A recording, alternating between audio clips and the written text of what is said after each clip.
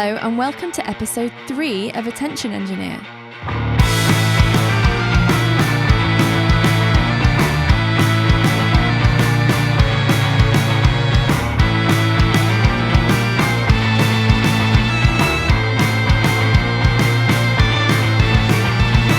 I'm Laura Kidd, aka Penfriend, a solo artist, producer and songwriter living in Bristol and beaming this episode to you from my home studio, The Launchpad. In this noisy world, the gift of someone's attention is priceless, so thank you for tuning in. In return, I promise to ask the questions journalists won't, to go past the headlines and the hearsay, to have the conversations I've always hoped for with some of the artists I admire the most. This podcast is supported by Arts Council England and the National Lottery, empowered by the Correspondent Club. More on that in a bit. Ayse Hassan is a multi-instrumentalist hailing from Brockley, South London. First coming to prominence as the bassist in rock band Savages, she has since made music in duos Kitebase and 180dB and is currently focusing on her solo project, Ayse. I met up with Ayse for this conversation on the 12th of December 2019, the day of the general election in the UK. It was emotional. Before we get going, I have a content warning for joyful, exuberant swearing. Ayse started it. She also discusses the impact a family bereavement had on her while she was away on tour, and I mention a friend I lost to suicide, all in the context of a discussion about the potential healing power of music. I hope you're able to stay with me through this conversation, but I totally understand if that's not possible. Please look after yourself. Okay, onwards we go. We're in a hotel room in Southwark, which I always used to think of as big London, proper London, when I was living in South London years ago. And I'm sitting on a pile of pillows on a bed because I'm very professional, aren't I, Ayse? You are, very glamorous. We just had a lovely chat downstairs, none of which is repeatable, right? I'm afraid not. That's okay. Top secrets. How would you introduce yourself to a stranger at a party? Oh, wow. And does that differ from how you introduce yourself to fellow musicians? Wow, that is a good question. I think at parties, I would probably introduce myself by saying, "Oh no, I'm okay, thanks. I'll just have water." Yeah. At that same. point, they've just summed me up as boring, I'm afraid. We should go to the same parties because I'm the same, but also I wouldn't be at the party. That's how Either that or I'll ask for tea and they'll be like, "Oh my God, we've got one of those." Like, Yeah. And I'll pull out my own tea bag, which... Oh, that's nice. Yeah. So you don't steam in going, "I'm Ayse from Savages." No. Do you ever go, "Hi, I'm so-and-so and you should be really excited to meet me"? No, I think I'm probably more awkward than I should be about it. Mm-hmm. And to be honest, it's normally friends that are like, "Oh my God, she's like..." They will do the talking for me if it's someone they think might be interested in the band. Yeah. And I will normally just kind of disappear or just be really embarrassed. Just, yeah. Fair enough. I think that's a sign of a good person, to be honest. What's your purpose in life and when did you figure that out? And how? Oh, I don't think I will ever figure that out. I think everything is a journey, and I think the excitement is just going on that adventure and just being open to who you meet and the activities that you might kind of happen to stumble into. You mean like you're gesticulating like you mean this room? I didn't, but do you think it's funny I'm sitting on pillows for you here? I gave you the chair. It's pretty nice of me. That's very kind. I think we first came across each other, other than the fact I obviously knew about your very famous band, because it was to do with Viv Albertine, wasn't it? And my guitars got stolen. It's that long ago. Shit, yeah. Am I allowed to swear properly? You can swear. Yeah. I was once trending on Twitter because my guitar and bass got stolen out of my friend's car. Yeah. And I was trying to get them back via the magic of the internet. I don't think it really happened that way. I think it was just the real world thing of I had the serial numbers and I called the police. Yeah. And they found them in a cash converter in Bath, I think. Wow. So I was really very lucky. But I remember people were saying to me at the time, if you're going to crowdfund to get the money for these instruments, do it now while people are interested. And I remember writing back going, who do you think I am? That is not what crowdfunding is for. And I wrote some blog posts to that effect going, no, I'm fine. I've insured them. I'm a professional musician. I'm only telling you because I'm trying to get them back. Yeah. And if you want to give some money to a charity. Aww. And I remember you sent me a message and I was like, oh my God, I should have just sent me a message because she thinks I'm not a dickhead. Yay. That was really nice. I don't know. That was a long time ago. That was ages ago. Oh my God. Like, I think I always have compassion for musicians that lose instrument or not lose, but have instruments stolen. Yes.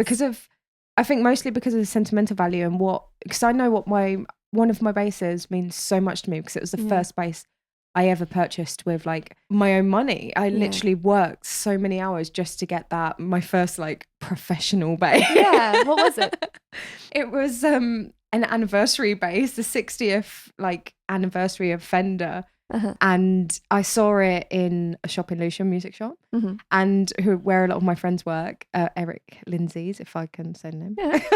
And I went in and I was like, oh my God, that's amazing. Yeah. And it didn't look like a traditional bass. It looks more like a guitar because I'm a bit funny about what my basses look like. I like something that looks a bit different. And I saved up really hard and then bought it. And that means so much because of how much I did just to save the money to get that. If that went, I'd be so upset. And I think seeing your post just made me think, wow, like that, I really feel for you because, even if it's insured, I know. Oh yeah, I was gutted. Like, and I was also, I felt a bit sorry for my friend, but also not very sorry because he was supposed to take it inside his house overnight and he promised me he was going to look after them. And then they got stolen and I wasn't even anywhere around. So he had to call me and be like, this has happened. I'm really sorry. Anyway, it's all fine, but that's kind of how we, and by the way, Fender Precision is my bass of choice as well. So well done. Well done, everyone. So when did you start playing bass then? Oh, I started playing bass when I was like 15. How did that happen? I grew up in kind of quite a musical household in the sense that my parents listened to a lot of music. And one day I just decided that I wanted to, after seeing like various things on TV and stuff, like musicians that I love, I decided to buy a bass. So I went to HMV in central London.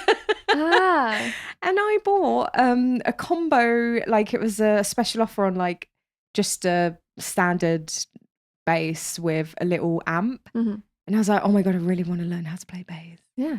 So I bought it. It was like 300 quid, but I got it on finance. Oh wow. Because I didn't have much money then, and I was so excited, and I got into my first punk band. So like awesome. And started learning One Chord Wonders by the adverts. Fantastic. And I was like, oh my God, I want to be in a band. Yeah. I started playing bass when I was 16 because the bassist didn't show up. It's that standard story. I wanted to start a band. Yeah. And I wanted to sing in it and I wanted to play something. And I played very bad guitar at the time. And then the guy didn't show up. I think he was just he was very attractive, very stoned boy from my year. I think I probably, to be honest, only really wanted him to be in the band because he was really hot. I wanted to look at him.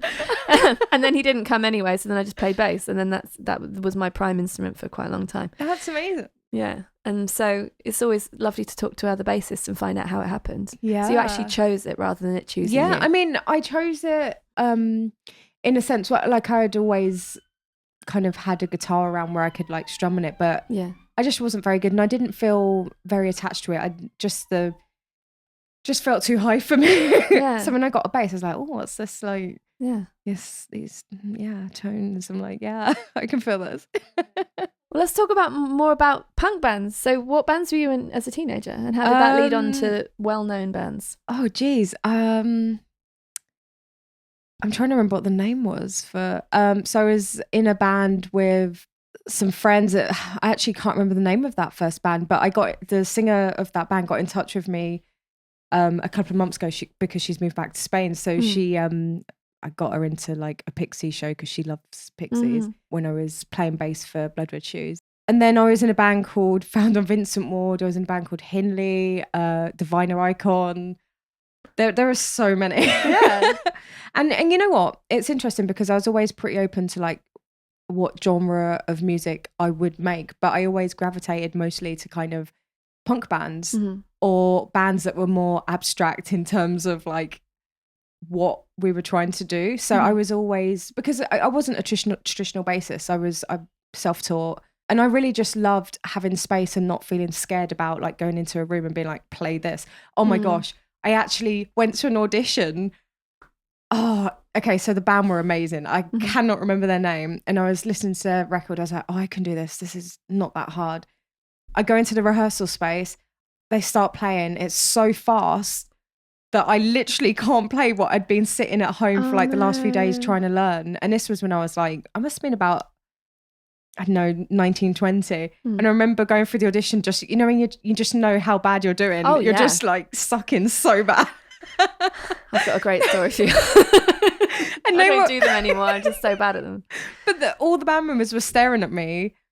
And I was like, oh, please let me just disappear. And then after like, we did that song maybe 3 or 4 times. And they were just like, yeah, we don't want to upset you, but we don't think it's going to work out. At least they were honest, because you knew, right? Oh, I knew, but I was just like, I don't know. I had such like high self-belief that I was like, it's okay. Maybe they'll just like show me how to do it. Yeah. And they were like, we're really sad because we really like you, but you just can't play. Oh no. So did you go and practice more after that? After that, I started to take music more seriously because I decided that it kind of changed the direction of my life, because I decided that instead of pursuing a career that is more tangible, I'd do music. Yep. Where we're all just guessing. Yep.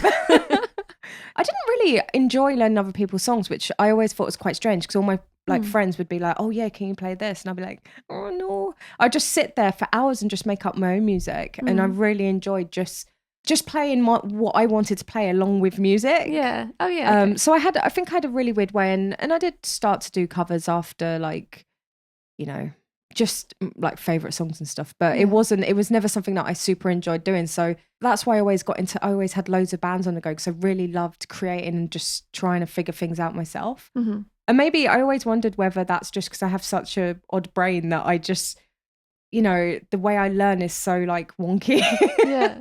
So has it always been bass for you, or do you play other things? It's always been bass. I can play lots of other instruments really badly, but not really badly, but like bad enough that I wouldn't do them as like in a band. Yeah. But yeah, I'm trying to get better. I think that's what I'm really enjoying at the moment, like with my own my solo music, is learning how to be better at like electronics and like keys, because I find it's really just nourishing for the brain, just trying to learn a new skill. And also just the excitement of being like, oh yeah, I managed to work out this complicated thing on this this electronic box track or whatever it might be, like learning how to sequence, learning how sound works, going back to basics. I guess maybe learning the things that I didn't learn when I was younger. Oh, I've been doing that as well. Yeah, like after 4 records, I suppose sort of 5 records, I finally really got into production, by which I mean not just producing creatively, but doing some of the mixing and finding the sounds, because before I was much more like, I'm just writing a song. Yes, I'll find certain sounds that take me to the next part of songwriting, but then at some point I'll go and recreate it all in a studio, and I don't do that anymore. I just record it all at home and then I have it mixed. So it's completely different. It's been brilliant this year actually doing that. But I think it makes sense, because you'll go through different phases of your career, and I hope you have a very long music career. Absolutely. With lots of different phases in it. Yeah. So it's interesting to hear that you're going through that as well. It's really cool. So what's your main musical focus at the moment? Okay, my main musical focus is my solo project, Essia.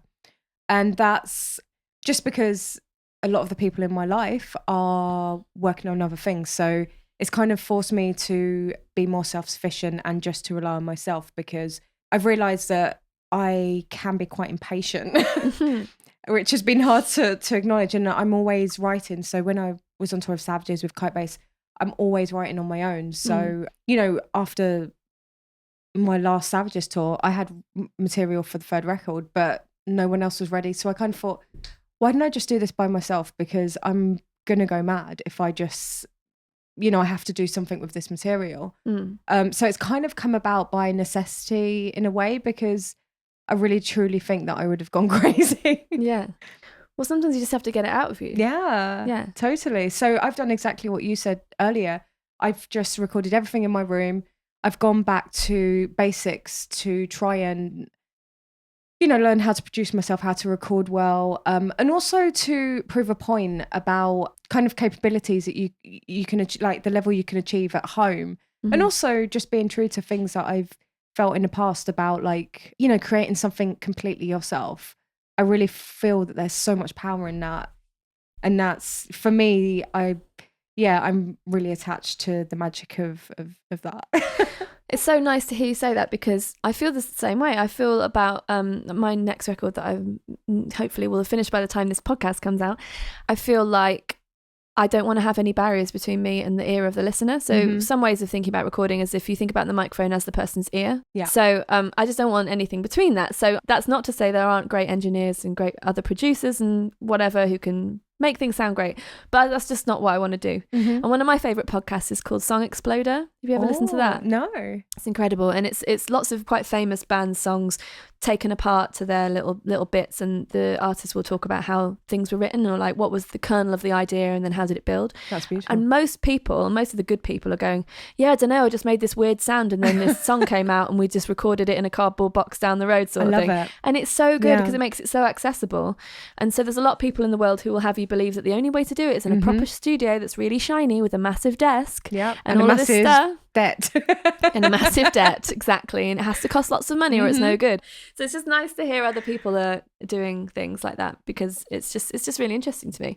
I'm fascinated by the music that comes out of one person's head without any filter. So bands can be wonderful, but I just find it so interesting when it's one person. Yeah. So, but I feel it depends on the artist, but I feel like there's I love things that feel quite raw and for me, there's a lot of power that comes from that. And I think that's why I really loved PJ Harvey's record, Let England Shake, because there was something that felt so honest. And to be honest, I don't know how that was produced, but the intention of it feels like it's just so natural, that it's come from such an honest place. And for me, I don't know, I feel like I'm finding that a lot of music is lacking that honesty for me at the moment. And that's coming from all the... I don't know, it's probably a whole host of reasons why I'm feeling that. But yeah, I don't know. There's something about that really resonates with me. But I'm also really interested in like kind of how artists progress in the terms of like when you see an artist at the beginning, what they're making then compared to what they're making now. And I love that kind of evolution of their, just what happens in their career. So for me, it's really interesting to feel like I'm starting again at the beginning. There's something really interesting about that, because I've kind of got no boundaries. Like the only boundary is me, and I'm just trying to find a way. That's why I put my postcode on my records, because I was like, I wanted everyone to know that it was recorded in Brockley. It was recorded in my bedroom, and I think there's no shame in that. And I'm starting again as well in some senses, as you know, and it is interesting because only by ending a project could I really have perspective on what I did and what I managed to achieve, and how proud I was of the songs I'd written. Because when you're in the thick of it, it's very hard to see. Absolutely. My favourite analogy is it's like pushing a really heavy boulder up a hill, a really steady but quite steep hill, without taking the time to look around and see how far you've come, because the boulder's going to flatten you. You can't. That's what it feels like, right? Yeah, and that's all a figment of our own imaginations, but it's very real, because it's a weird, uncomfortable life we have chosen for ourselves, and it's a great privilege to do it. Yeah, aren't we lucky? I never use the word lucky apart from in that context, that for all of the places we were born and the things that happened that led us to become musicians, and now we get to sit and pontificate about why we're doing it. That's lucky. Yeah, right? Absolutely. What inspires you to make music? And write songs? And what impact would you like that to have on the world? Is it an intentional thing for you? For me, it feels that, I don't know, my entire life, most of my life, I've been making music or listening to music, or the other way around, listening to music and making music. it comes from, I can't really explain it. It's almost like I feel like I just have to do it because that's just in me. And I know that sounds so like wanky, but from like being a teenager, I've just wanted to create something. I think maybe it comes from, and originally maybe it came from like the feeling I got from being part of community, because growing up I was always around other musicians, and I felt there was like a really intense solidarity about, you know, making music and like going to gigs and playing at gigs. And I really loved the friendships that I made in those environments, and kind of how safe it felt to like experiment musically and to in maybe another cheesy way, like find myself growing up. And I think that that's just my whole being. I think I've never changed that path. That feeling's never changed for me. It's just, you know, with different projects, it's just obviously I've had different opportunities which have been amazing. Some of my greatest friendships have come from our love of music, of our love of making music, our love of sound. And also, maybe it comes from like just how absurd it is to be alive as a human.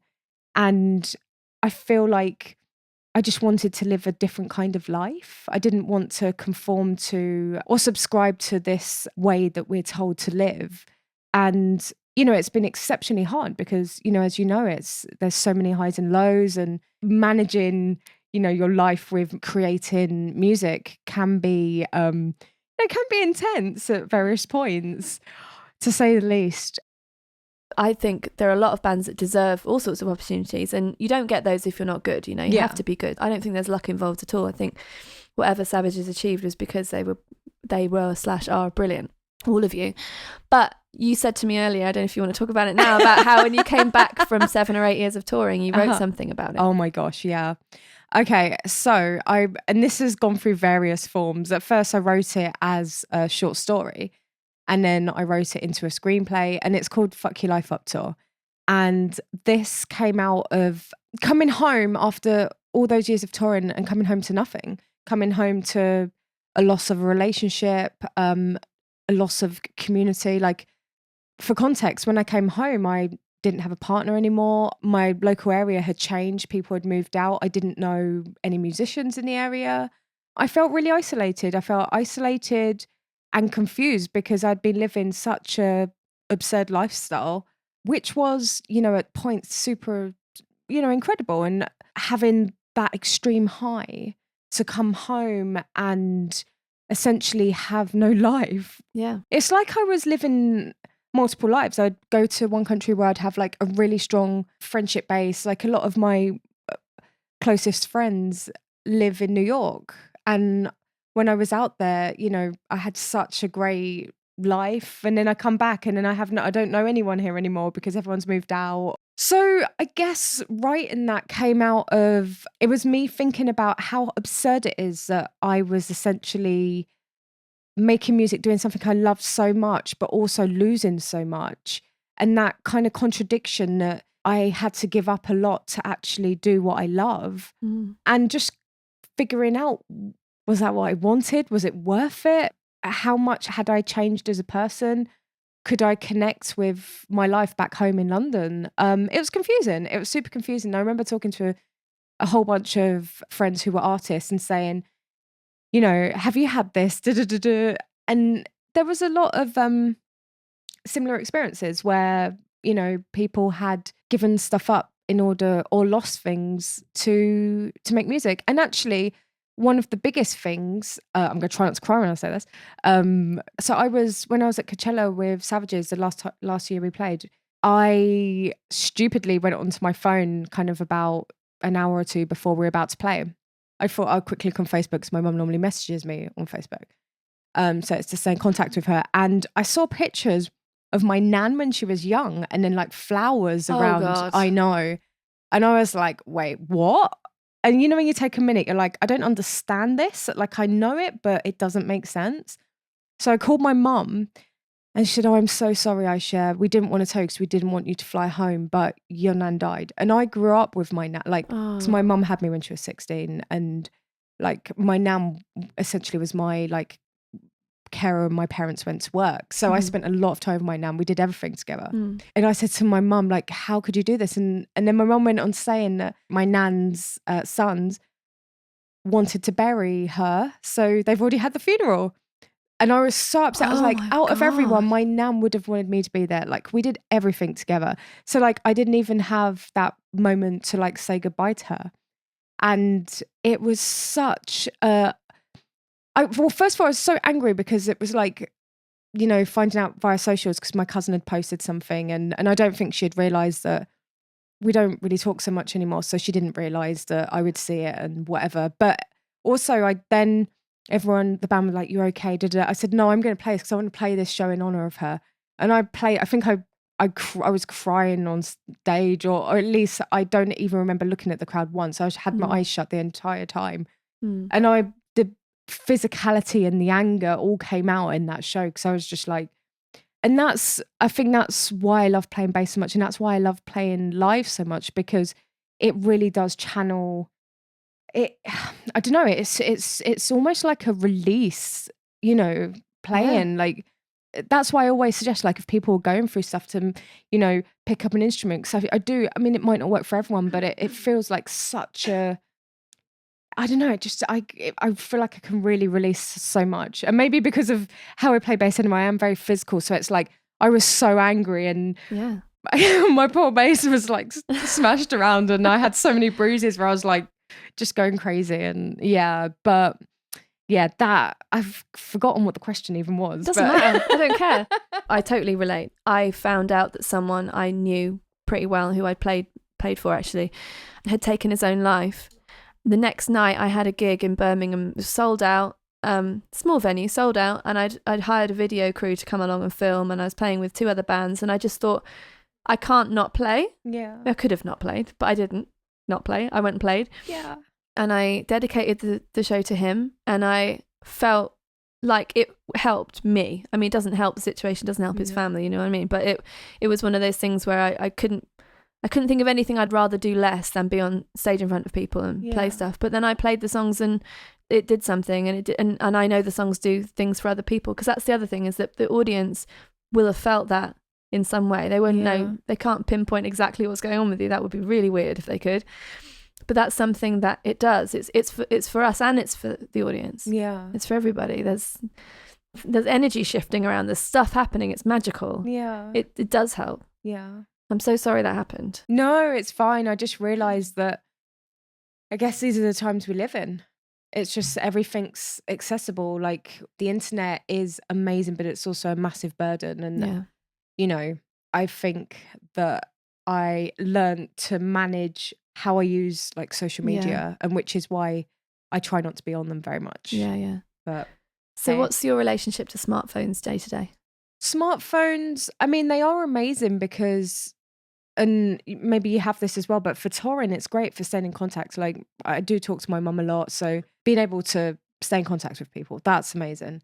However, I think there is this massive burden on how great life can look when you're looking at socials. And I think that does have a massive impact on people's welfare because, you know, we live in a society where it's all about achievement, it's about succeeding, and it's if you don't feel like you're doing that, it can be intense. It can, and I've even felt like that. I've seen, you know, people that I know and I'm like, oh, I should be doing better, and it's like, no, it's not about that.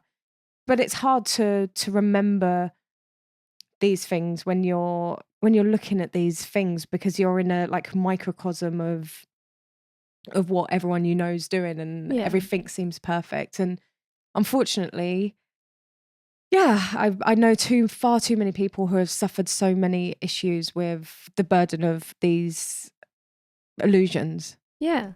I think it all started out so well. Yeah. I loved it when people blogged because it was a proper thought that they bothered to think about and, you know, write out in a long form, thought out way. Yeah. And then bothered to share.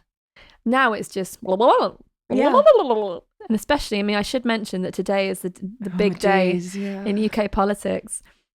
And this podcast isn't going out till spring, so who knows? Who knows what weird land we might be living in?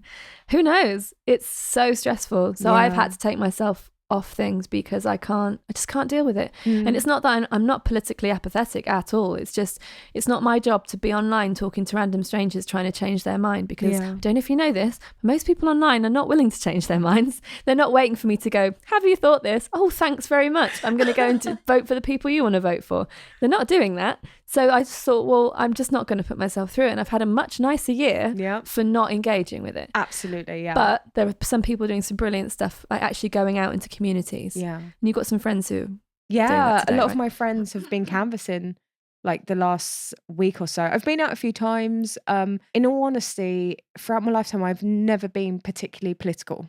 And I've had political views, but I've never been like, okay, right, now we have to make a change. But I think over the last few years with what's happened in the US, it really has inspired me, because I've realized that the problem is that it's too much inaction. I think that now is the time to speak out more than ever, because there's too many things that are happening and it's setting such a bad example for future generations. It just makes me scared about the world and what it will be in years to come, because it feels like everything is going crazy. And it just frustrates me, and I'm very confused about how to make an impact, how to support change in a positive way when we have despicable people in power. And I mean, I know we've had despicable people in power, you know, throughout times in history, but I just hope that people do the right thing and still recognize when someone is not right. Yeah. Do you know what I mean? It seems very simple to me, but we digress because we're talking about mobile phones at gigs. Mobile phones at gigs, because Savages had a brilliant poster, right? We did. And that's the first time I think I heard about a band making a statement about use of phones. And that was, what, 2013, 2012? Jeez, something? Yeah. It was a while ago. It was very polite. Well, the intention wasn't to say don't use a phone. The intention was to be like, be in the moment. Yeah. So like, we didn't want to be like, because I had a problem about telling people what to do. So, you know, I kind of thought we need to let people have choice. If they want to capture like a second with their phone, that's fine if you're in the moment. But the fact is that I've been to so many gigs where, you know, I'm of average height and I've had people hold up iPads. And it's just so frustrating. I end up watching the show on someone's phone or iPad or, you know, this light source that's coming out it's just so frustrating. These are our times where I feel like people are so distracted. It's, you know, even reading something online, like I feel like people don't have time to read something properly. Everything's like you need to make it quick and snappy, otherwise you'll lose someone's attention. It's like downloading information to your brain, but it doesn't work because you don't remember a thing. Yeah, exactly. Yeah, so the idea was that if you're coming to a show, just, you know, make friends, talk to the people around you, you know, be there, have fucking fun. You know, really get into the spirit of it, because this is only going to happen tonight. And after that, it's gone. That's just going to be a memory. So if you want your memory to be recorded like really bad, shitty sounding, you know, music on a phone that you're never going to look at, or you might upload once and then no one gives a shit. Like, you could have proper memories and really make something that's... When I was growing up, I remember loads of gigs I went to because of people I met or stupid things I did, or like I remember going to like one of my first gigs with a Penfriend. I didn't even have a phone. I think so fondly of that because it was like you could really just bond with people. Well, people met on forums a lot, didn't they? Yeah. So my bassist Charlie, she was, I think she was big on, was it? Oh, I want to say it's the Garbage forum, but maybe it was Garbage, or maybe it was Hole. I think it was Hole actually. And she made loads of friends that way, and I know lots of people who did. I think there was so much great stuff about actually making friends on the internet. Yeah. In the good old days.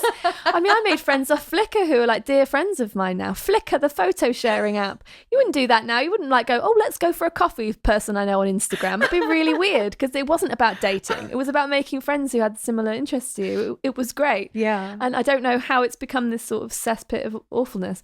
But, you know, we all have to sort of manage our approach to it. But it was so great to see that sign. And I remember people kind of discussing it. But I put a sign up of my own at a tour about a year ago. It was very tongue-in-cheek. And everybody who knows me and my music and were coming to my, by the way, headline album launch tour that I was basically promoting most of the shows as well. So I've got every fucking right to put up whatever sign I like. Thank you very much. I paid for the room. They were fine with it. They thought it was funny. People thanked me. Oh. It's so bizarre because you can always put your phone away. You can always turn it off. You have that power, everyone. You have that power. But because I asked them to, and I sort of said similar, I mean, obviously inspired by that poster, it wasn't quite as eloquent and arty as that poster was, but it was, and it was a bit silly. They thanked me, and some people really liked it on Twitter and what have you and shared it. And it was only when sort of the friends of friends or contacts of contacts or followers of followers saw it, they're like, who does she think she is? I was like, this is not about my ego. Yeah. This is about, why are we in this room together then if you're all just going to look at your telephone? Yeah. Check your email after. Stop filming me. And someone said to me, actually, weirdly, you're putting a barrier between us by saying I can't take photos of you. I was like, dude, I think you may have the other way around. But whatever. But it just amazes me that people would have a problem with that, because it feels so, you're doing it so that people can enjoy themselves essentially without distraction. And I love that you mentioned Penfriend, by the way, because that's obviously my favourite word. Actually, it's really funny. Tomorrow I'm going to an old school friend's daughter's first band performance. Amazing. And I used to write to her when I went to secondary school. We'd sit in the back of business studies classes and handwrite messages to each other, normally about music. So she loved Marilyn Manson, I love 9 Inch Nails, and we would swap. Match made in heaven. I know. We'd swap letters. And before I came to see you, I was digging out these old letters that we'd, because I'm so sentimental. I keep all my letters.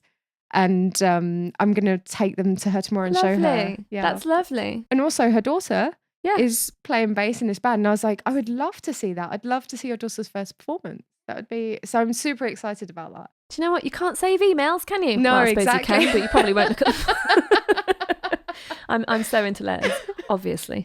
But now the spelling's all wonky because you're writing quickly. So you're like, like text via mail, if you get what I mean. Well, I've been coming back to it. That's why this name happened, because at the beginning of the year I was just feeling so disconnected from people, and I didn't want to be online as much, and I was just finding it too heavy. So I thought, okay, who are the closest ones? Because you can't really have 3,000 actual friends, let's face it.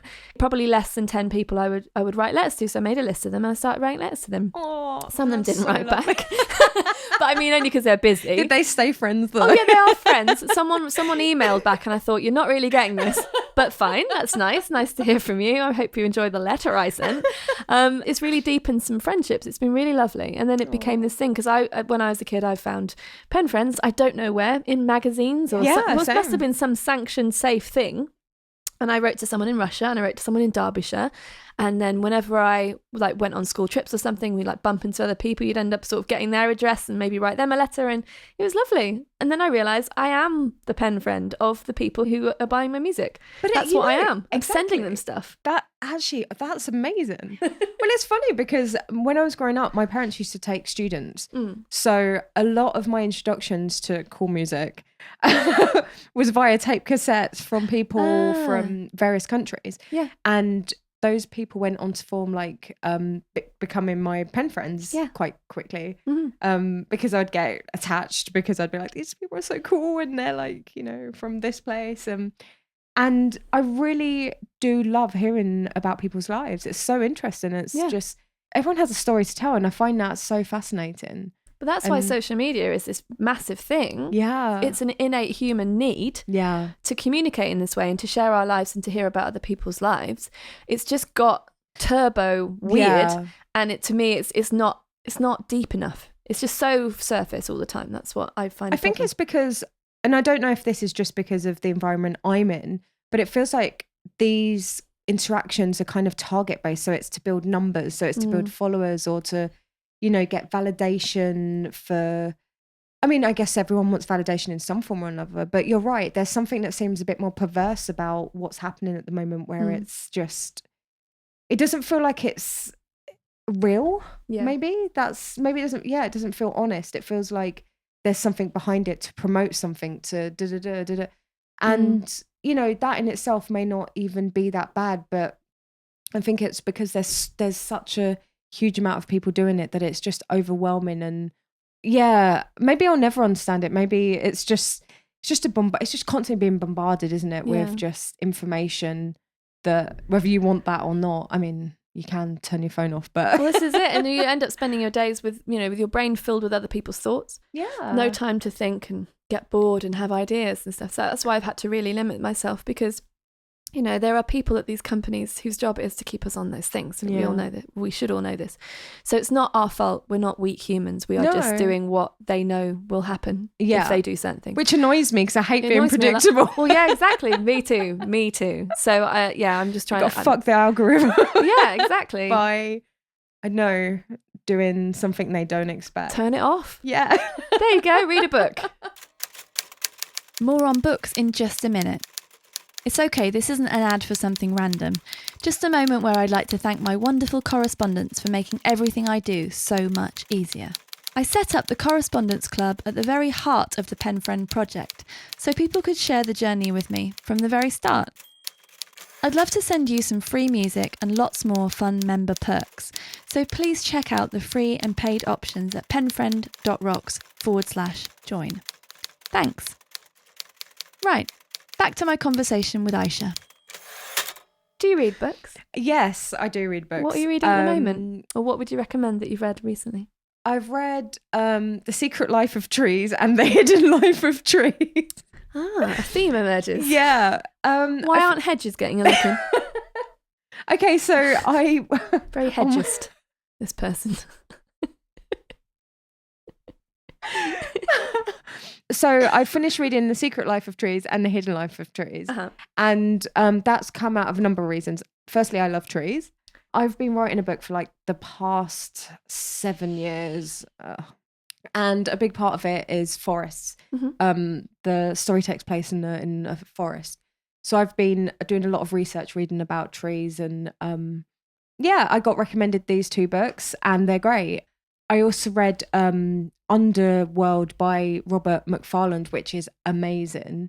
And I started reading The Handmaid's Tale, which I kind of wish I hadn't seen the series, but I'm really enjoying the book. It's really easy read. It's just something so that I can, like if I'm in the bath, I'll just read a few pages of it. I love that you say The Handmaid's Tale is an easy read. No, because like the I know what you mean, but it's not really heavy. No, it's really heavy. Yeah, but I mean in terms of the text, it's quite easy to get through because the chapters are quite small and like so. And also, I'm trying to save time each day to like actually read and not. This is me trying to be like consciously. You need to read a book, something from a book each day. That's great. But yeah, I'm really really loving it. Yeah, I think it makes a big difference. I used to be a massive reader when I was at school, and then probably a little bit after, and then probably stopped as scrolling became a thing in the last few years. And then I've started again this year and I've read like 23 books, something like that. I keep a list so that I can feel proud. Same here. Very weirdly similar here. My brain's not a filing cabinet, it's a creation station. And so I need to be prompted and see what I've read and stuff.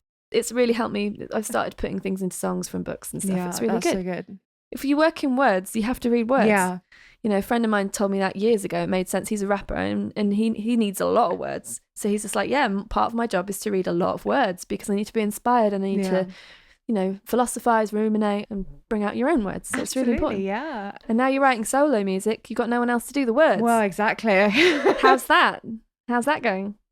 Yeah, that's going really well. And like, I'm really thankful to everyone who's purchased something from my shop because the first 2 EPs sold out, which is incredible. It's been great. It's been really good. It's been a lot of hard work because I'm navigating like a new way of working, which on every level, just doing everything myself and,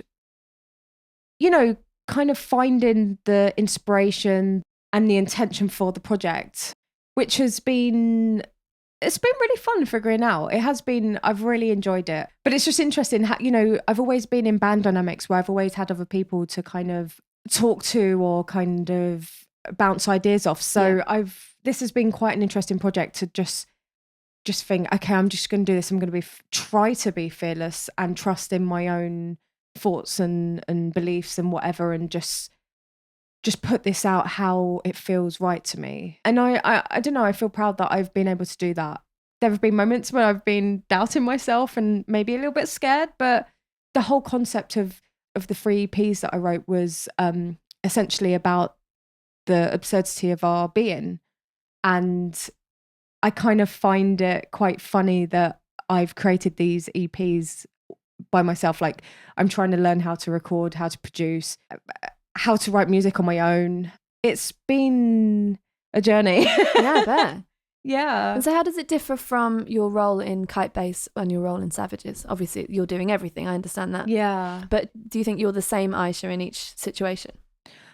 I guess I'm always the same, but my role does differ because in the context of a band, I'm writing as part of a group. So I don't always have to be the one that comes up with the initial idea. Mm-hmm. So you might have one song where someone brings a lyric or a guitar line or electronics, and then I would add my part to that, or I will bring a bass line or even like an inspiration. It doesn't even have to be something that I've created. It could be, I want to do a track like this or da-da-da.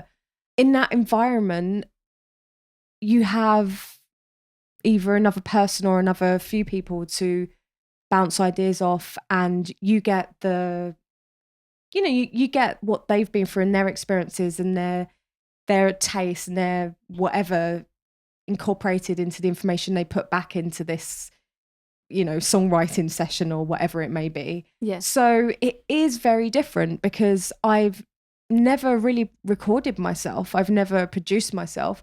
I've never had to think about sound for every part of the record. Even silly things like getting a record manufactured, I have been involved in the process, but I've never had to sit down and actually do that myself. So there's been like silly little things that have come up where I'm like, I actually don't know how to do that. And this is also what I loved about this process, because I think as a musician, I should know those things. And I'm bewildered that I don't know those things. And it's because, I've been very lucky where I've had other people doing that. But in some ways, I feel more rounded as someone who's making music to have the knowledge of how to do something from A to Z rather than, I don't know, A to T. That's a really bad analogy, but I know what you mean. But do you know what I mean? I feel that in the past, something I would have done different was making sure because I've always been, as a band, I've always been very involved in every part of the process. But it's only until I've done things on my own where I realise that there's only a certain level of being totally involved in that you can be in, because, even like choosing what kind of paper, or I have been involved in that in all the records I've made. But in my solo record, it's just up to me, and I've had no one to bounce ideas off. I've just been like, should I go with that? Will that look good? And I've made mistakes, and that's the beauty of it. I think those mistakes are what I've loved about some of my favourite artists. The mistakes they make at the beginning, which aren't mistakes, it's just what it is, and it's the learning curve, isn't it? I'm laughing because I did a vinyl re-release of my 3rd album last year, this year, I don't know when it was, time is fluid. I always say that the best skill I ever learned as an independent musician was how to use Photoshop. Oh, right? Yes, exactly. Because I design all the stuff myself for the most part, put it all together, send it to the printers, all that stuff, and I learning about bleed and all that. Oh my gosh, yeah. It was bewildering, but I thought I'd nailed it by after doing it for so many years, and then got the vinyl delivered, and I hadn't put the track listing on the back. But I was like, I definitely did that. So I went back to the Photoshop file, and I just muted that layer and then sent it to the printer. There's no track listing on it. No. Only one person mentioned that, actually, out of like 300 people or something. Wow. And they just said, oh, it's a really interesting decision not to put the track listing on. It means I'm listening to it as a whole. I was like, thank goodness. You're like, yes, creative. It was a very intentional decision to really bring you into the deep, immersive experience. Whatever, I forgot. Oops. Whatever happened to this short story? What's it called? Fuck Your Life Up Tour. Fuck Your Life Up Tour. Okay, I was trying to work out what to do with it. So at first it was going to be a screenplay. But then I thought maybe because that will take time and money and it's not particularly skills that I have, maybe I should do I was thinking, should I do a podcast? Should I do a live video where I talk to musicians and under the guise of Fuck Your Life Up tour, talk about. Yeah. But then I thought that might be a bit too intimate because some of the things that's happened on tours have been quite intense where you might not want to put your name to it, if you know what I mean, because it can be quite personal. So I guess Fuck Your Life Up tour would have been put out there and you wouldn't know what musician had gone through X, Y and Z. And I think it's just to give a different side of that experience, because I think when people look at musicians, everything can look quite glossy and amazing, and it's not always like that. And I would say most time there's a lot of blood, sweat and tears that goes into being on tour constantly, and I say tour constantly, that's not something I've particularly had to do.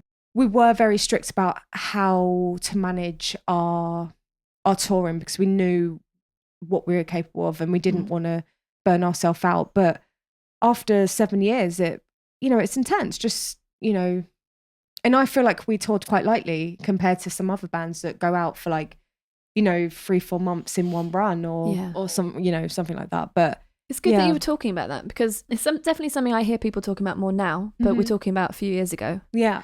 So what kinds of things would you do to make sure that you were balanced on tour? It's stuff, I guess, that would contradict the whole rock and roll lifestyle, which is something that I've always been,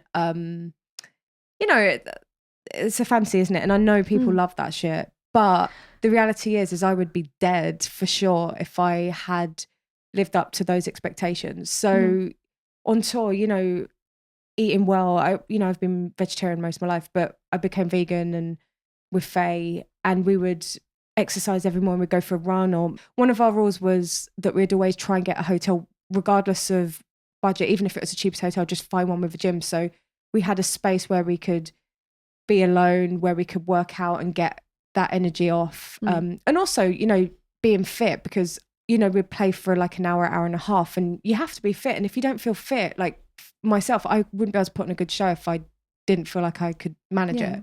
It was about looking after your mental health and about your physical body, because those are the two things that you just completely grind down when you're constantly on the move.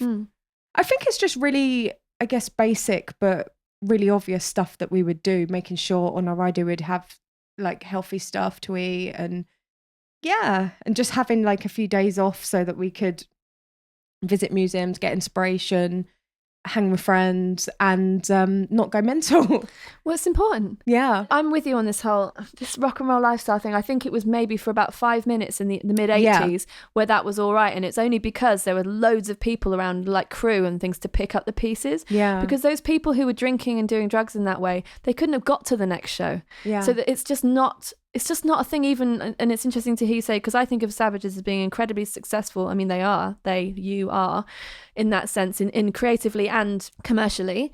So it's interesting to hear you say that, because certainly for me, as an completely independent, driving myself to solo shows alone and being alone all the time, which I don't love, but whatever, it wouldn't be possible for me to drink 3, 4, 5 beers and then get myself safely somewhere, get my equipment safely somewhere, have a nice time, get up the next day, drive to the next place, not feel like shit all the time.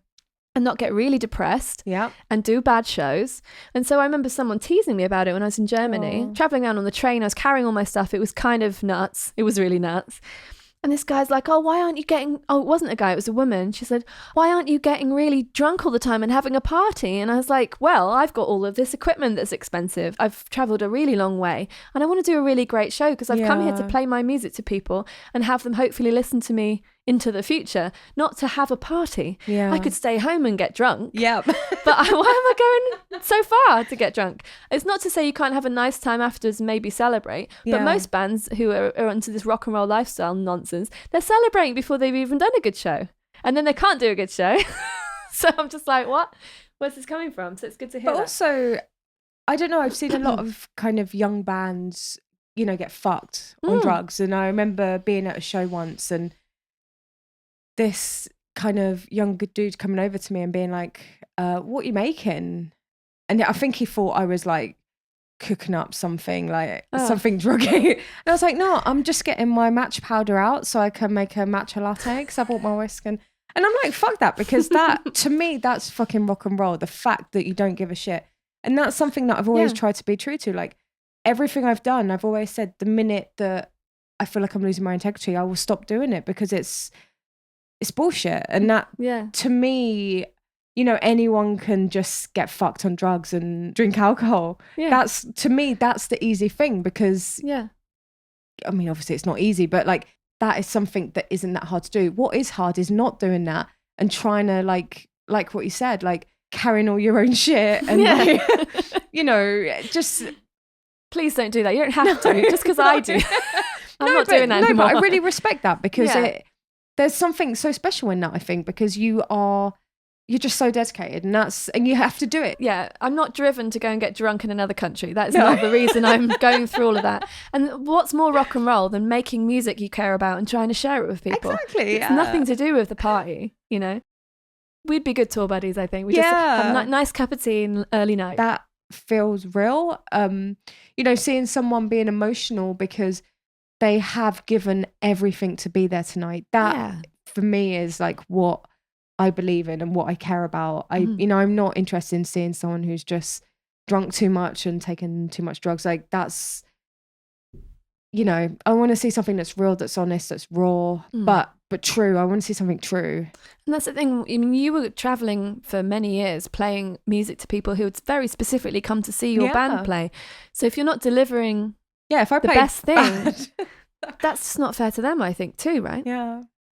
I know you've done all these different projects. So have they been very different audiences? Are you pulling people over from different places? Is there a different kind of feel to them? Are they wanting different things from different projects from you, do you think?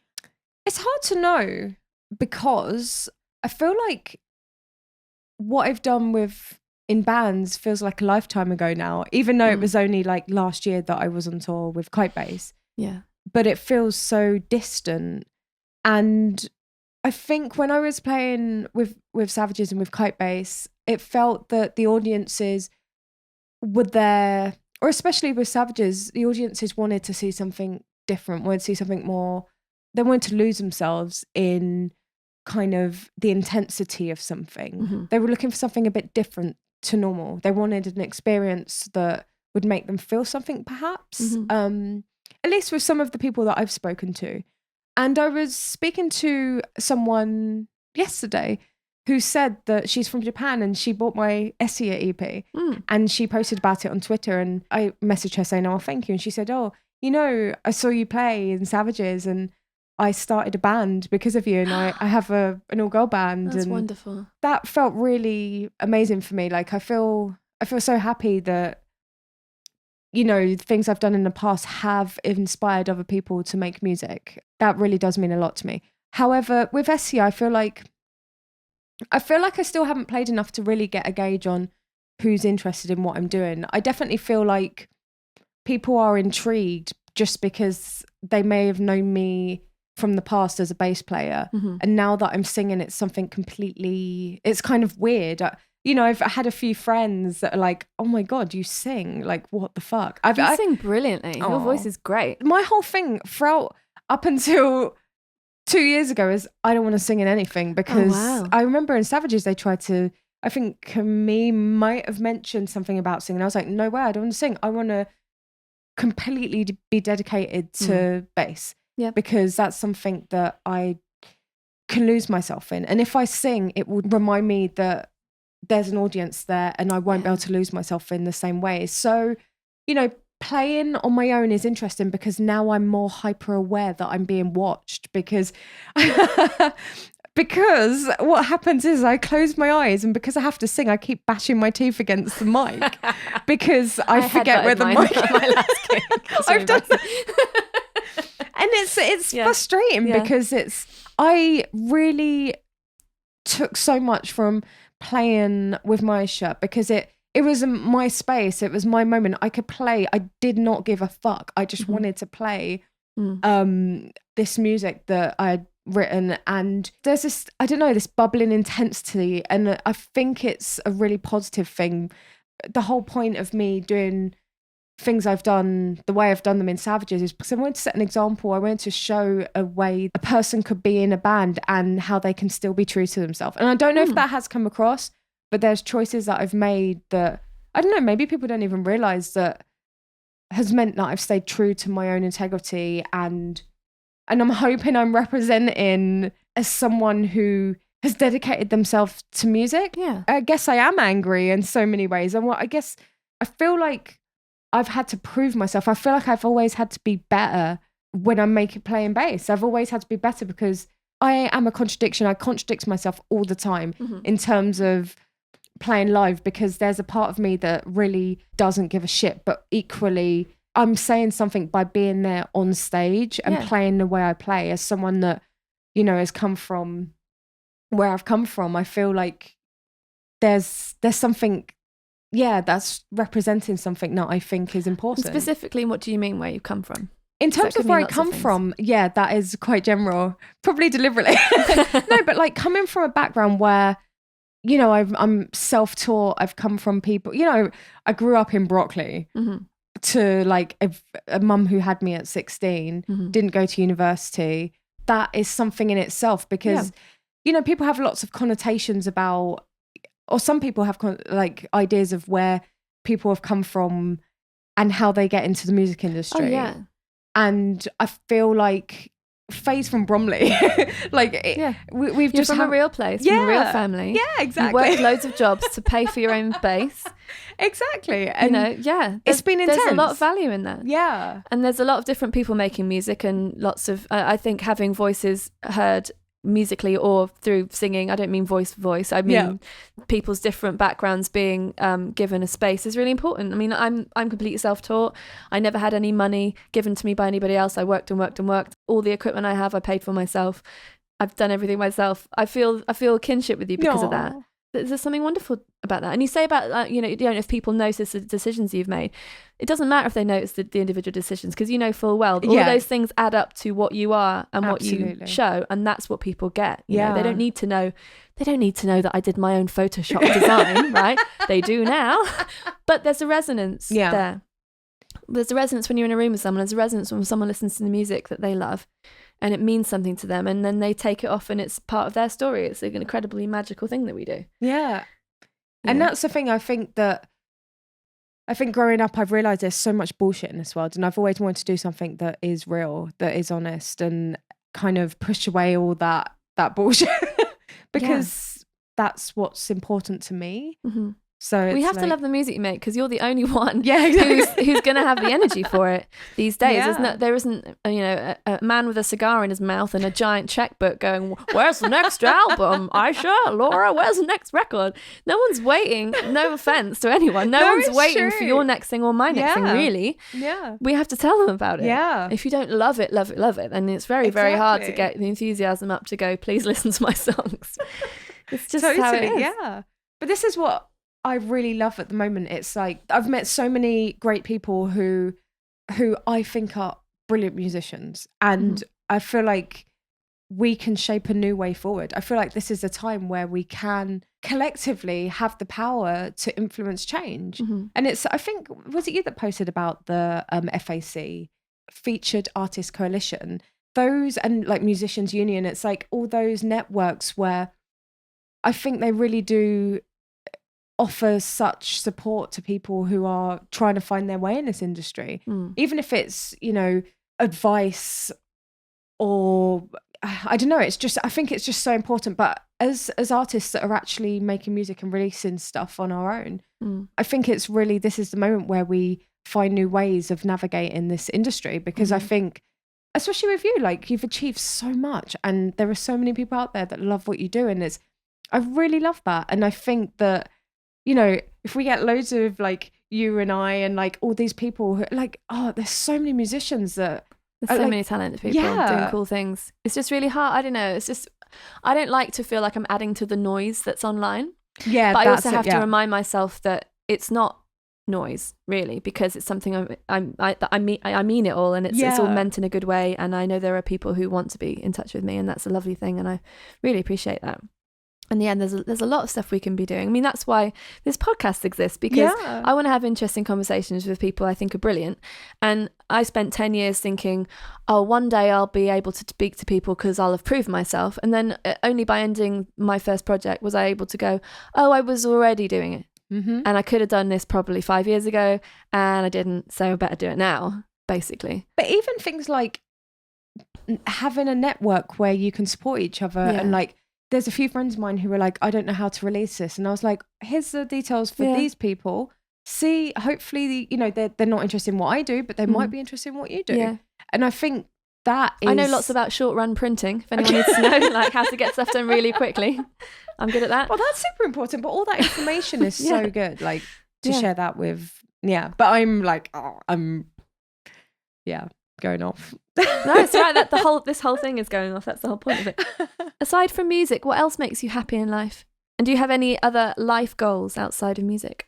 Oh, geez. Things that make me happy. Now, that's something I've always had to come back to with music. It's like if I'm ever feeling down or, you know, having a low moment, which I did after coming off tour with Blood Red Shoes, because it was that, you know, the post-tour blues. Oh, God, it's a real thing. It's an adrenaline thing, I think. Adrenaline deficiency. What was the question? So things that make you happy. But also, I want to ask you about the tour, because I was going to ask you about that and I haven't yet. Was it great? Oh, it was amazing. It was so Supporting good. the Pixies, playing in Blood Red Shoes. That is a sweet night out. You know what? It's interesting because I am not a session bass player. I don't session. I've only sessioned once before, and it was for Brody Dahl, which... Oh, wow. I know. Amazing. That's super cool. Yeah. And that was amazing. And she was so iconic for me. And it was amazing to share a stage with her. Like, that was and I played with Faye. Faye was drumming. Oh, wicked. So really when they asked me to play for them, I was like, do I want to learn someone else's songs? It's not really what I enjoy doing. Like, just being honest with myself. It's not, you know, like I was saying earlier, I never really played other people's music because I just didn't particularly enjoy it. But I thought, actually, you know what? I should embrace something and do something I wouldn't normally do. So I said yes. And actually, I had an amazing time. It was I loved it. It was really great. I could only join them for half the tour. And they have some real bangers. Their musics are brilliant. Yeah. Their music is brilliant. And I love Laura. She's incredible as a person, as a musician. She's such an inspiration. And you know, she's been making music tirelessly for many, many years, like you and I. And I felt like a real solidarity and kinship with her, because she's amazing at what she does. And I really respect her. I really enjoyed having that moment to spend time with her. Awesome. I have the tiniest beef with Laura Mary Carter. The tiniest little beef. I'm going to tell you about it because I think it's funny. So in 2015, I did a one-woman storytelling and music show in Edinburgh Fringe called Shit Girlfriend. Now, Laura Mary Carter, then, a little bit later, started a band called Shit Girlfriend. I was going to use that. And now I can't, because she's used it. She's famous and I'm not famous. So I've had to call my band Penfriend, which I think is a lot more friendly than Shit Girlfriend. That is amazing. I know. I think she's brilliant. Of course, I don't really have beef with her, but every now and again I see that Shit Girlfriend have put something out. I'm just like, fucking hell, Laura Mary Carter. The other Laura. So, you know, next time you chat to her, let her know. She pipped me to the post there, but it's all right. She can have it. It's fine. I'm good. But it was good. I'm glad the tour was good, because I saw you were doing that and I just thought it was so perfect. Yeah, it was so good. You got to meet, I was going to call him Frank. Charles Frank? Yeah. Frank Charles? Yep. I know, we were like, what do we say? Yeah. They're all amazing. They're all great musicians. They've been doing it for years, and it was just great to share a stage, and it really made me miss playing live. Yeah. Like, so much. It was quite... Playing to lots of people is pretty nice. Yeah, it was, that was pretty cool. And I saw lots of friends, because, loads of people were like, oh, we'll come see you. And I was like, brilliant. Oh. So it was really nice. Yeah, good. I'm glad that went well. Yeah. But in terms of what makes me happy, I love adventure. So I used to love jumping into a camper van and just driving wherever and going on adventures. I love being in like the woods or the forest, or I love being in places that offer like solitude, and I love kind of being by water. I think it's quite calming. I think there's, that primal sense of like, I don't know, safety, but also fear. Yeah. Well, insignificance. Or insignificance, I was like that next to the yeah. water. I remember camping by a river and thinking, and it was pissing with rain, and I was like, oh my God, I'm going to get sucked out into the river, and like, this is how it ends. I just drown. But I don't know, I guess I have quite a wild imagination, and I guess that leads on to my, one of my goals, which is, other than, hopefully continuing to put out music, I want to finish a book I'm writing, which is quite, I guess, fantastical, but not in the sense of like magic, just in the sense of possibilities. It's about someone not believing in themselves, letting fear be the mind killer, which is a Frank Herbert quote from June. I think fear is something that I have battled in the past, even if it's just like a subconscious thing, not thinking you can do something or doubting yourself. And I think that, I really feel like I need to finish this book, because I've been writing. I used to write it on tour. When I was on tour with Savages, I'd be in my little bunk just typing away. After the show, I'd just disappear and go and write for hours. And I did that, for ages. But I just need to, I guess with music, it takes up so much of my time that it's so hard. I have to actively dedicate time to writing.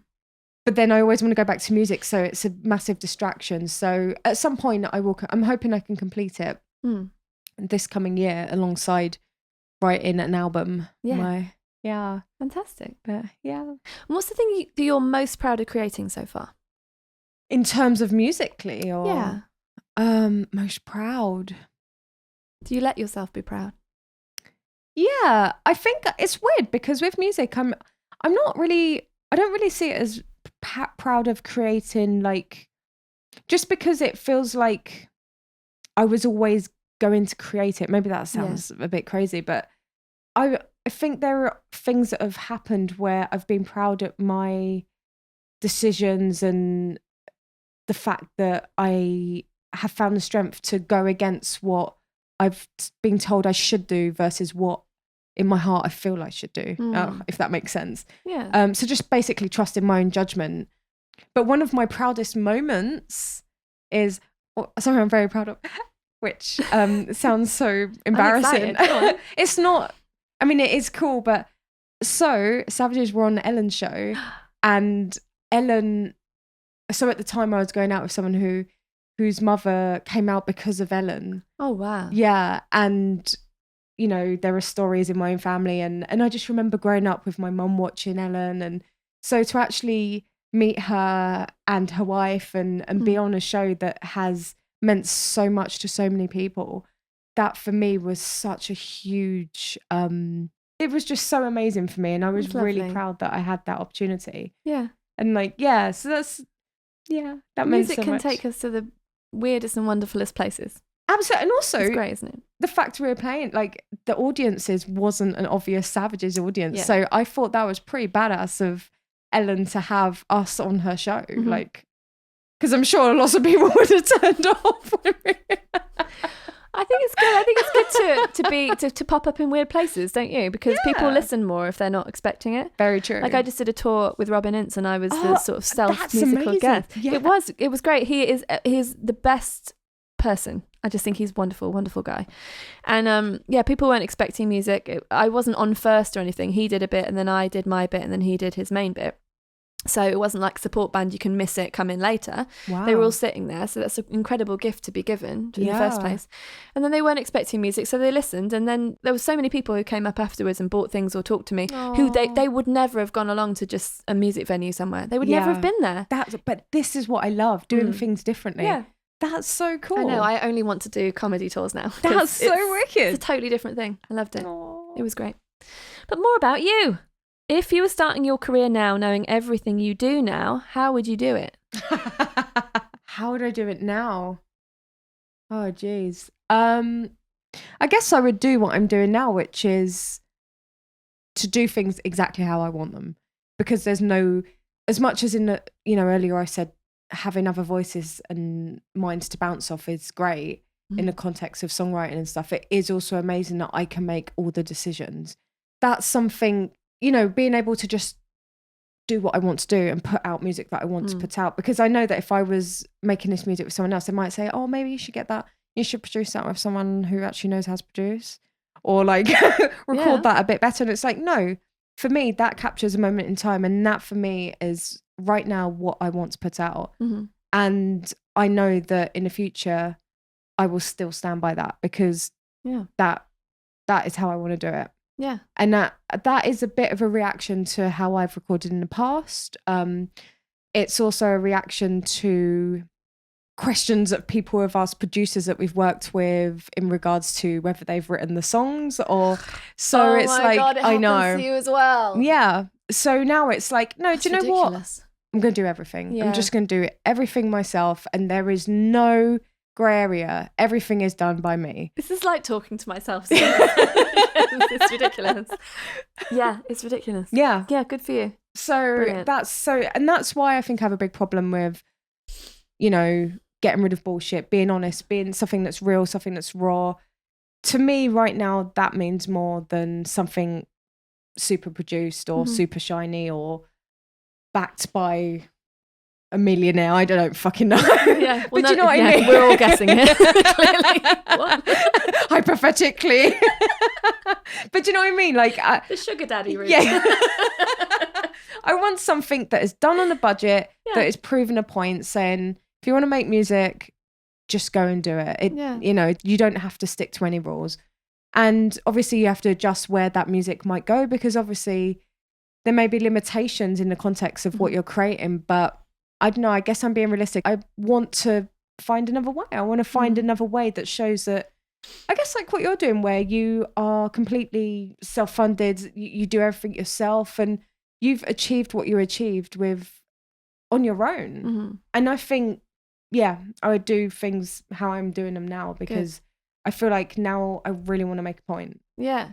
Well, part of doing it the way I've done it has been to make a point as well. But the point wasn't to the music business such as it is to go, I can do this without you. It was to people who want to create things. So people who listen to me and other artists to go, well, I'm not waiting for someone to go, this music is good enough. I'm just going to go make a video for 50 quid. Or I'm going to do whatever. I'm going to design my own stuff because that's the only way. I'm going to play solo because it's affordable. You know, and build it up that way. So I felt like I wanted to prove a point. I don't know if anyone saw the point being proved, but I certainly proved it to myself. Yeah. If we can take away some of these barriers to making music, or the perceived barriers, like you need a load of money, you need your parents to support you financially, or all these other things, then you will get more diverse voices. Yeah. Now, I'm a white English woman, well, Irish English woman. I have a useful passport, I'm just saying. Whoa. But, you know, so I'm not saying I am particularly diverse, but what I mean is that I'm not from a privileged, moneyed background, and I've worked my way up from nothing to do what I'm doing. And I mean even way more diverse voices than me would be able to do things if the things were, you know, if the barriers were let down. Yeah. That's what I mean. And I think that's really important. So I think it's wonderful that you're doing that too. Because it means we're both right. Yeah. Hooray. If anyone is listening who has shamefully never heard your music, what 3 pieces of music would you suggest they listen to? To get to know you a bit better? First one would be Obsolete by me as Essia. The second would be Fuckers by Savages. Naughty swear Don't let the fuckers get you down. Yeah. Words to live by. And the third would be, let's just add Kitebase. We did a Nine Inch Nails cover, which is Something I Can Never Have, which a lot of people hated because it wasn't the way they wanted it to be. But again, they should listen to Fuckers. And be fearless. Or try to be. And what other artists are you into at the moment? Oh my God. Gazelle Twin. She's amazing. I have been obsessed with her for years. Just incredible human, incredible vocalist, performer. She's just incredible. I just love everything she does. I saw Beak play recently. They're amazing. Yeah. Jeff, Bristol. Well, I think they're all based in Bristol. Not just Jeff. But we don't all know each other, but I do think Beak are great. No, but do you know what I mean? Like, have you got any go-tos like from your teenage years that were like your everything when you were a teenager? That won't shame me. No. There is no shame if you love something. No, there's no shame. Yeah, that's true. Depeche Mode. What was it? Playing the Angel, that record has seen me through some interesting moments. Well, now I'm especially honoured because when I sent you one of my tracks the other day, you said it sounded like Depeche Mode. It does, so now I know yeah. that means something good to you. It does. Thank It's you. like, it's really great. Really fucking great. Very much. What's your next adventure then? Next adventure. Road trip with Gemma Thompson from Savages to Garazone. We're playing at The Hague together. There's like a festival that happens. And Gemma's playing it and I'm playing it. So she's playing it as Unmokiva. So we're going to hire a van and go on a little road trip together. Oh, lovely. So yeah, I'm a big fan of sleeping in vans. Very cool. Don't fall in the river this time. No, I try not to. Okay. Is there anything else you'd like to add to this wonderful chat? No. Cool. Well, that's it then. Thank you so much. Thank you. And now I want to hear all the dirt. 1 second. It's definitely off.